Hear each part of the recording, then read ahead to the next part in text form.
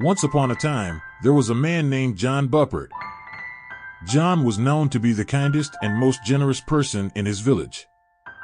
He always went out of his way to help others, even when it meant sacrificing his own time and resources. However, despite his good nature, John Buppert had enemies.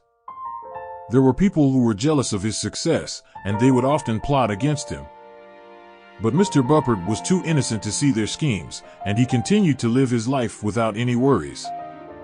One day, Mr. Buppert's enemies hatched a plan to ruin him. They spread rumors about him, stole from him, and did everything they could to bring him down. But every time they tried, something miraculous would happen. For example, one time, Mr. Buppert was walking home from the market when a sudden storm hit. He took shelter under a tree, and just as he was about to get soaked, a passing merchant stopped and offered him a ride home. It turned out that the merchant was a friend of Mr. Buppert who he hadn't seen in years. Another time, Mr. Buppert's enemies tried to frame him for a crime he didn't commit. But just as things were looking bleak, a witness stepped forward and cleared John Buppert's name. It turned out that the witness was someone who Mr. Buppert had helped years ago, and they were happy to return the favor.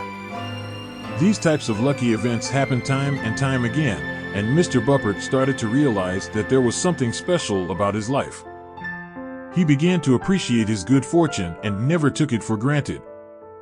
Despite the evil machinations of his enemies, Mr. Buppert continued to live his life with a smile on his face and a heart full of kindness. And in the end, his enemies realized that their schemes were futile, and they gave up trying to bring him down. Mr. Buppert's story teaches us that no matter how much people may try to harm us, we can overcome it all with kindness and a little bit of luck.